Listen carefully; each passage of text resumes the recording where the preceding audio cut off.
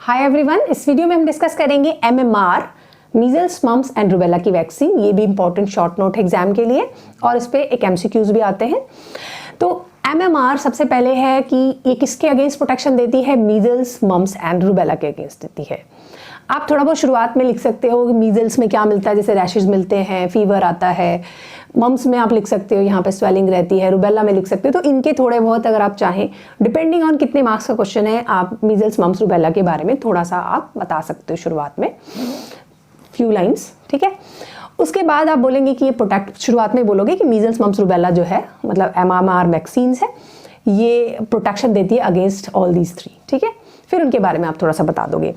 फिर जैसा कि कोई भी वैक्सीन हो उसमें आप टाइप ऑफ वैक्सीन के बारे में बताते हो। तो टाइप जो है इसकी टाइप, एक तो ये कंबाइंड वैक्सीन है, सबसे पहला पॉइंट है कंबाइंड वैक्सीन है। इसमें 3 वैक्सीन जो है वो कंबाइंड हो रखी है, मीजल्स मम्स रूबेला।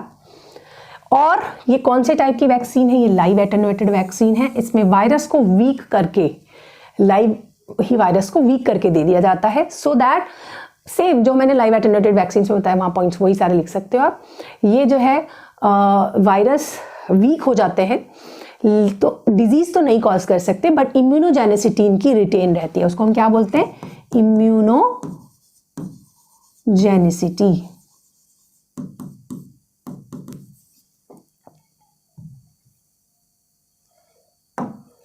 तो immunogenicity,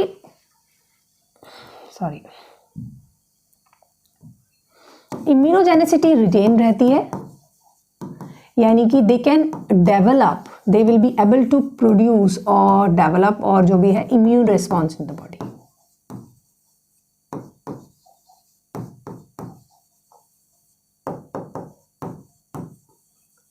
but there is a decrease और एब्सेंट वायरुलेंस, मतलब they are not cause disease. That virus जो एटेन्यूएटेड वायरस है, हम उसके बारे में बात कर रहे हैं। एटेन्यूएटेड वायरस इसमें यूज होते हैं।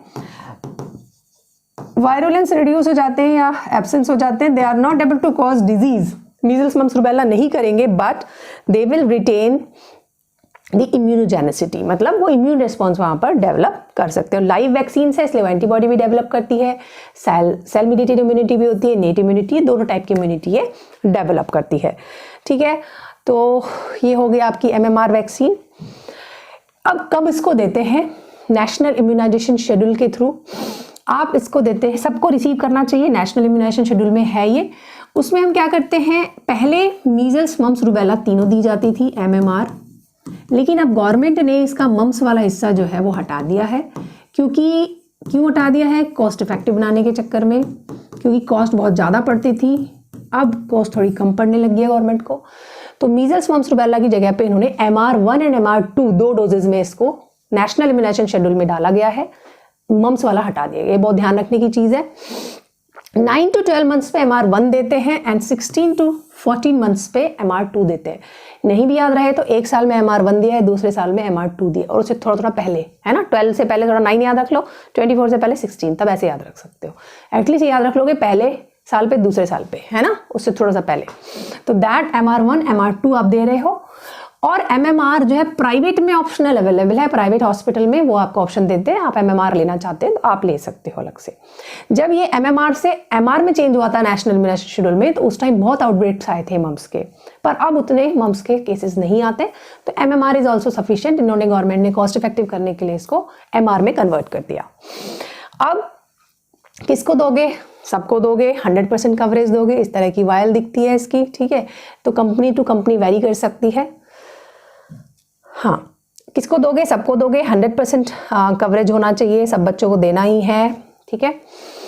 इसके कंट्राइंडिकेशन क्या है? ऑब्वियसली देखो, ये एक MMR है, लाइव वायरस वैक्सीन है, तो कोई भी इम्यूनो कॉम्प्रोमाइज बच्चा होगा नहीं दोगे। कोई भी आपका ट्रांसप्लांट अगर किसी को है, उस टाइम पे अगर स्टेरॉइड्स चल रहे हैं, इम्यून सप्रेसिव ड्रग चल रही हैं, तो आप नहीं दोगे, वही सारे लिखने होते हैं।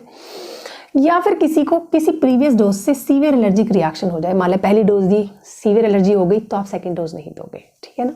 तो ये थोड़े से आपको ध्यान रखने वाली चीज़ें होती हैं। कोई भी लाइव वायरस वैक्सीन होती है वो आप 4 वीक्स के अपार्ट में देते हो, तो अगर 4 वीक्स से पहले कोई लाइव वायरस वैक्सीन उसको दी हुई है, कोई भी और, क्योंकि देखो कुछ तो नेशनल इम्यूनाइजेशन शेड्यूल में होती है जो वैक्सीन कुछ बेसिक होती हैं, कुछ वैक्सीन आप एक्स्ट्रा भी लेते हो, कुछ वैक्सीन ऐसी होती हैं जो कि अकॉर्डिंग टू एरिया वाइज जहां पर आउटब्रेक अगर हो रखे हैं तो देनी पड़ती है। तो अगर कोई भी live virus vaccine with in 4 weeks इसको दी हुई है तो आपको ये वैक्सीन को उस टाइम पर नहीं देना, बाद में दे सकते हो आप, ठीक है। अब ये जो वैक्सीन है एज अ ऑब्वियसली मोनोवेलेंट्स खाली मीजल्स वैक्सीन के फॉर्म में भी होती है, या फिर बाईवेलेंट एमआर के, जैसा कि नेशनल इम्यूनाइजेशन शेड्यूल में है, ये एमएमआर के फॉर्म में भी आती है जो कि प्राइवेट हॉस्पिटल्स में आती है। ये आपके ऊपर आप क्या लेना चाहते हो। डाइल्यूएंट्स जो होता है वो इसमें डिस्टिल वाटर यूज होता है, ठीक है। और जो मीजल्स वैक्सीन होती है इसको हम फ्रीज करके रख सकते हैं, ऊपर रख लेते हैं। और ये जो है वैक्सीन्स बड़ी इंपॉर्टेंट वैक्सीन्स है जो मीजल्स होने से बचाती है। फिर अगर आप याद रख सके तो स्टेन भी याद रख सकते हो, नहीं याद होता है तो फिर रहने दे, but if you can try Edmonston Zagreb strain for measles, L Zagreb strain for mumps, Wistar RA27/3 for rubella. ये हम इसके स्टेन्स यूज करते हैं अलग अलग वायरस के। डोज 0.5 ml है। देना कैसे है, सबक्यूटेनियस देना है। तो जो आपकी MMR होती है उसको हम सबक्यूटेनियस देते हैं, ये ध्यान रखना है। कौन सी वैक्सीन कैसे दी जा रही है, डोज क्या है, साइट ऑफ इंजेक्शन भी याद रखना होता है।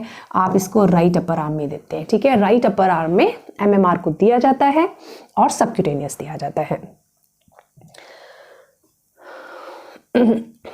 बाकी साइड इफेक्ट जो कोई भी लाइव वायरस वैक्सीन के साइड इफेक्ट्स हो सकते हैं वही होंगे, ठीक है। एक साइड इफेक्ट और होता है, क्योंकि इसमें कोई प्रिजर्वेटिव नहीं ऐड करा जाता, इसलिए ये वल्नरेबल होती है कंटामिनेशन के। इसलिए बहुत ध्यान रखना होता है, बहुत ज़्यादा लंबे टाइम तक खुला नहीं छोड़ना होता है, बहुत ज़्यादा लंबे टाइम तक इसको रीयूज़ नहीं करना होता। तो उसके बहुत सारे पॉइंट्स हैं जिसके बहुत डिटेल में हम नहीं जा रहे। Just have an idea that it is vulnerable to contamination, क्योंकि प्रिजर्वेटिव नहीं है। सॉरी। इसलिए एक टॉक्सिक शॉक सिंड्रोम होने के चांस रहते हैं।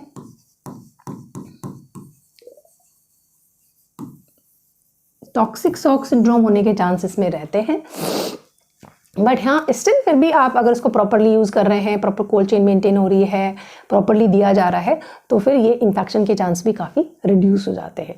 So this is all about the measles vaccine पे क्वेश्चन आता है तो भी आप ऐसे लिख सकते हैं, या फिर MMR वैक्सीन पे क्वेश्चन आता है तो भी आप इसे ऐसे लिख सकते हैं।